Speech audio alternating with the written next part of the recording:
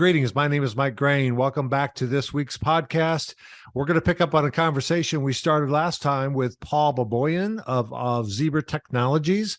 Paul has been in the RFID space since about 2004, working very closely with Zebra and other solution providers in the RFID space. We're resuming our conversation with Paul, starting with some of the opportunities for fixed infrastructure as RFID that relates to both asset protection purposes as well as upstream supply chain visibility. Let's join our discussion that we started last time. So let's talk about the way that happens today. So from a typical technology, there's a lot of these pedestals that you see outside of retail stores that are called electronic article surveillance. They basically alarm if that particular tag has not been deactivated. The alarm goes off, but there's absolutely no intelligence in it. It's just an alarm that basically says beep, beep, beep. And you know, I'm thinking honest people will probably turn around and go, "What did I do wrong?" But obviously we don't know what left the store. It's sort of a dumb tag. And what we're thinking about now is your technology and other, obviously, hardware providers' technology that actually allow us to be able to have intelligence to know what's left the store that hadn't got paid for. Talk to us a little bit about this. Well, yeah, to your point, first off, the RFID tag contains the UPC plus the serial number. So when there are readers at the exit or at the checkout, in addition to other areas, obviously when something goes out the door that is unpaid, we know exactly what went out the door. So we can get very specific about what went out the door, and looking at, the dashboards that you can see, whether it is on the receiving shrink side or whether it is on the exits, right? The exit shrink.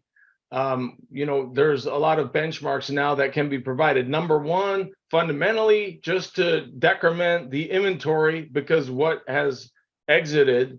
And number two, being able to track for potential theft detection, right? And it depends on the infrastructure, how that is tracked. It could be that there are these smart exits. Let's refer to the RFID smart exits in terms of tracking what is going out and comparing it to the POS T logs or transaction logs, or B, if there's infrastructure at the checkout counters and at the exits, right? And at maybe other exits throughout the store, besides customer exits, we can actually identify that theft, obviously, as it is occurring, but there may be some other interest and insights in understanding maybe where items are being placed in backpacks, or what part of the store they may go before they exit, or how they're being exited now with organized crime. So there certainly is a lot of insights that can be provided for the AP, department. Yep. Exactly. So this chart up above is just a mock-up. It's not real data, so don't get too excited. But this top part, there's two different types of shrink, and again, shrink is defined by as unaccounted for inventory. The first one is, what did I receive versus what I expected to receive? So it's kind of receiving in the back room of the store. That could be from a supplier, direct store delivery. It could be from your own fulfillment center or distribution center. But in this case, I expected to see 428 pairs of jeans. I only saw 426. And here's a couple that I found that I didn't receive. So these were shortages. And then the bottom one is just the opposite, which is what's leaving the store that we didn't get paid for. And again, this tells me that, hey, I found a total of 8 jeans in this case. And again, these are just mock-ups, but 8 jeans that left the store that we never saw a corresponding transaction for. And that kind of information we would never have gotten with EAS. And again, EAS served its time for a long time. People are starting to talk about RFID as a potential replacement for EAS in the future. Well, Mike, if you think about it, if a big box is doing an annual, maybe they do one annual audit. So they're doing one a year. And then they're receiving these items from the DCs, and there's missed shipments, and as time goes on, these 0.57% of missed shipments continues 3 or 4 or 5 deliveries per week, and that continues that's distortion on that end. And then at the same time, they're staffed, and you don't know exactly what is going out the door. You get the doorbell effect, but you don't know what's going out the door. So there's also distortion on what's exiting the store. So you've got your POS as guidance, your T-log transactions, but you can see how easily over, a very short period of time, inventory accuracy, dwindles on these categories. Yeah. Exactly. And that's where RFID is just, so powerful in terms of, instead of an annual audit, now we're doing a weekly audit or a bi-weekly audit. And depending on the reader infrastructure, the value prop, I see the slide here, in terms of using the wands. Of course, there's value props for using the handheld wanding and cycle counting a day and using it for the omni picks, or using it for markdowns, or using it for recalls or for store transfers.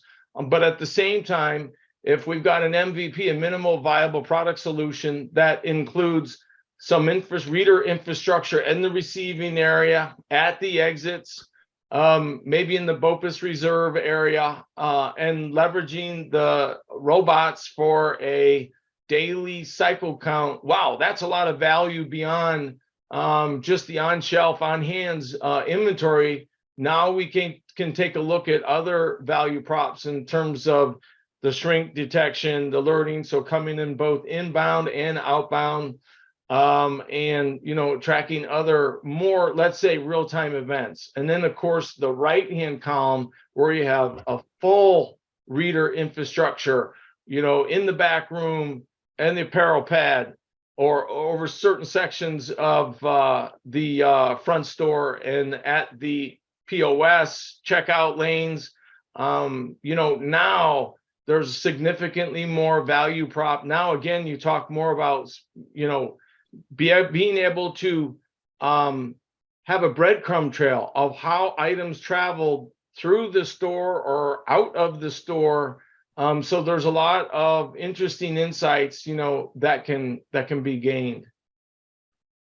Yeah, this particular slide and the one that follows it, I think, is going to be a very interesting transition point for both Zebra and the retailers that are out there, because if you want to get started quickly from a retailer point of view, the simplest way to do that is a wand, an application, potentially a printer for in-store tagging kind of purposes, and you're off to the races. You're doing RFID, you're delivering the necessary technology to be able to deliver this. A tag, a reader, a software infrastructure, pretty simple to get started. Now that you've done that and you're doing this on either a weekly basis or every other week basis, or some retailers do it once a month, you're only as valid as the last one that you did, right? As the last cycle count that you did. And so part of this is, okay, I really like what I saw, which is ability to see things leaving the store not getting paid for. Well, guess what? You don't get that with a handheld unless you have somebody standing there wanding as people leave. It's not feasible to do that. So this to me is a very interesting chart, because it gives you an opportunity. Where are you on the hierarchy from a retailer point of view of what do you want to get done? And obviously, even if you buy the handhelds, Paul, you're not going to get rid of them just because you start to move to an MVP or autonomous or fixed infrastructure. Right. You're still going to use them. They're not throwaway. So it's not a bad place to start. But unfortunately, things like shrink reporting and asset tracking and electronic proof of delivery, that requires basically some kind of at least minimal fixed infrastructure. And this is the chart that probably Zebra shows a lot of times, but people get a little bit overwhelmed with it. Tell me about some of the stuff that's available for retailers from an infrastructure standpoint. So in terms of the reader infrastructure, everything, 5, 6, 7 years ago, the solutions were really a rector set. The reader structure was, and we still do offer a reader, and then we've got 100 different antennas that can be connected to a fixed reader. But at the same time, we've introduced a number of application specific readers or more of reader structures. So we've been very active in the retail segment, where we've introduced reader structures, for retail. So cosmetically, not something, that was made, maybe initially used in the warehouse, but in the back room for receiving, in addition to portals or pedestals that can be utilized in the back room. We are now offering conveyors. So it's a conveyor with a reader system inside so that we can read when the cartons are, put onto the conveyor. We can read all the items inside, and it allows us to reconcile with what was expected. And then at the exits, we've got, again, we're very sensitive to retailers wanting it to be cosmetically, let's say, at least neutral or attractive. So we've got overhead reader systems that are meant specifically for the retail, customer client exits, and for even like fire doors or, for employee exits as well. So, and again, you can see the Omni kiosk, where we've got a kiosk with some antennas that are specifically like for BOPUS reserve areas. And at checkout, we have a number of different solutions for checkout, where we've taken basically the barcode scanner and we've integrated an RFID reader right into the barcode scanner for checkout. So doesn't necessarily mean that everything is going to be RFID, where you're reading the tags and you're not utilizing the barcode scanner. That's obviously why we built it in. So it can be a combination, which even today with the modern, self-checkouts, now it's a camera-based system with RFID as well. So a lot of different reader infrastructure solutions that are purposefully designed for retail, but for specific, use cases within retail.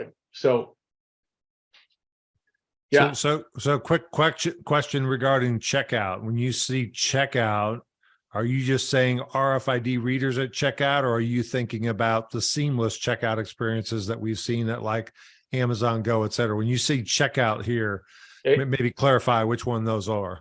It's actually both, Mike. So we're working with clients today that are leveraging, a checkout or self-checkout where they're scanning, where they're barcode scanning, but at the same time leveraging, RFID technology to read those tags as well.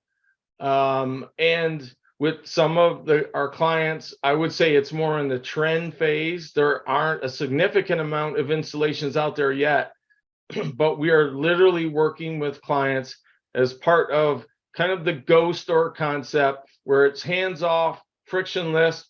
Our items are in the cart, or our items are a basket is placed in a particular area, where they're leveraging multiple technologies. And one of the technologies is certainly RFID, because they want to gain insight. And with the trend, unfortunately, of theft being 2x what it was, really the trend is, how can we identify theft or potential theft before it takes place? Can we audit the basket, before that order is closed out? Whether that's checkout, self-checkout, RFID is playing a role in that, in a lot of pilots as we speak. Got it. Awesome. Very helpful. Just as a background, you also have a number of, you also have a really good portfolio. I'm just going to kind of stop because there's some stuff in here that I didn't even know that you offered, specifically in some of the application specific readers. So I think everybody knows about tags and readers and, some of that kind of stuff, but this is not to promote Zebra, but I'm going to for a second. You have a large portfolio, depending on the business need, of both tags and readers and applications, as you said before, et cetera. This is a little almost overwhelming if I'm a retailer. How do I know where to get started? Well, call me first off. There you go. But we do. You're right. I mean, specifically, for retail, it is, in terms of the RFID technology, there's a lot of growth sectors, but retail has been growing significantly, and we try to tailor our product line, our solutions, toward retail. So we've expanded quite a bit, but as you can see toward the bottom right, we've got some very, specific use cases in terms of omni pick tables, those tunnels, the portals. They were originally designed for the warehouse, but we've adopted them into the stores, especially the back of the stores. And we've also adopted specifically for retail over the sales floor or in the back room, more of a grid system so that we can provide the real RTLS, basically the pin on a map type of solution for the clients where they want, that value add, and they've got those additional value streams. So we've grown our business quite significantly in the stores and in the warehouses in terms of our product offering.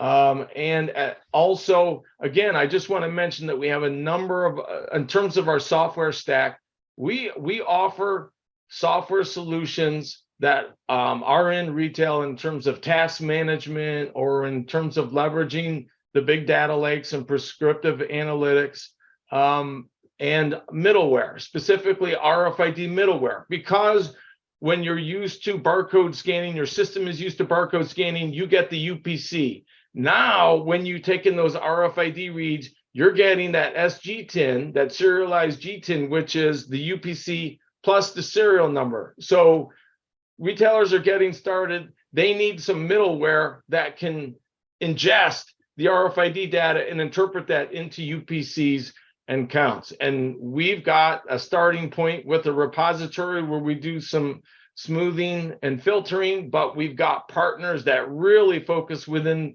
the retail world in terms of inventory and OmniPix and others that have got, great software solutions that they offer. So hardware stack, software stack, and round it out, with services. But it's like the other Zebra products that retailers are buying. There's maintenance and support that our partners offer, break fix. It's all part of most retailers' current ecosystems on the IT side. Awesome. Well, Paul, as usual, I have about 4 more questions left, and I've got about 5 more minutes left. So you've done such a great job of laying all these out. We didn't get to everything, but that's okay. For the folks who are attending, I just let you know I'm going to open it up for any live questions that you may have. So if you just want to raise your hand, and we'll have Matt unmute you, and you can ask your question. But we may not have any questions because I've asked several of them as we've gone through here, and appreciate you guys participating with questions. As we're waiting for potential questions, Paul, just a quick one for you, which is, what's next? What did I miss? What should I've asked you that I didn't ask you? What do you see the trends going in terms of the future of leveraging this technology through a retail supply chain? Well, first, I would say that there's a lot of value add in terms of starting with the stores. And most retailers, in terms of leveraging RFID, they start with the stores because of that inventory distortion that they're seeing in the stores. But going upstream into the warehouses, there are the more advanced retailers who have been leveraging RFID, who have kind of are on their journey, are going backstream into the distribution centers because there's distortion in the distribution centers as well, right? In terms of what's being received by the suppliers and auditing what's being received by the suppliers and correcting those shipments that are going out, whether it's mispicks or whether it's because the supplier's carton was a missed shipment, is catching that on the back end. So the inbound and outbound of the warehouses is, where many of the more advanced, or I'll say experienced RFID retailers are going. So that's one piece of it I would say I comment on. And then the other piece, I think we spoke about it, but it's worth just repeating that most retailers' journey, virtually all, start with leveraging handheld RFID sleds to just gain the fundamental inventory accuracy on their shelves and cycle counting the front of the store and the back room, and getting started with a gamified application that makes it not so mundane, right? That's got some gamification to it, that at least it provides some level of interest from the associate, because that store execution, the execution at the store level is key when it comes to the handheld cycle counting. So it's getting started, and the entry at a low total cost of ownership is key to starting your journey. Awesome. Perfect. I think the only other thing that I would mention is, to me, what's interesting is in 2003 to 5, the RFID initiative started with the retail supply chain, from a manufacturer Right. to a distribution center, to another distribution center, to a back of a store, to the sales floor, et cetera. And what's interesting is what we recognized pretty quickly was the inventory accuracy at the store level became the higher priority. And so people kind of shifted that way. What's interesting now is now that everything is, people are taking advantage of this technology at the store, starting to look through back up the supply chain with opportunities of eliminating claims, eliminating, hey, I sent you this. Well, I didn't get it, but I sent it to you. That can all go away because we now know, leveraging this technology and obviously others, that you can actually have some kind of a checks and balances about what actually got shipped and what actually got received, rather than just debating and saying I didn't get something or I did get something. So I think that is actually going to be a big part of the future that we're going to see that with that. And obviously there was a lot of work done at Auburn University regarding the chain integration pilot, where we talked a little bit about, the opportunity for claims and chargebacks, et cetera. This is continuing to be researched primarily by GS1. But to me, there's some big numbers on there about counterfeiting and claims and chargebacks and shrink, which is one of the things we just talked about. But it's interesting that counterfeiting and claims are actually higher than some of the shrink numbers that are currently being shared there. So, Paul, thank you very, very much. Anything in closing you'd like to share with the audience? No, my pleasure, Mike. Thanks for having me on. I appreciate it. Awesome. There you go. Well, thank you very much, everybody. Have a great rest of your day. And Paul, again, thank you so much for agreeing to spend some time with us and talked about what Zebra is providing from a leadership standpoint in the retail industry. Thank you. Well, I hope you found that podcast helpful. Again, my thanks to Paul Baboian for spending some time with us for the last 2 podcasts. We're talking about RFID at retail and specifically some of the solutions that are available for Zebra Technologies.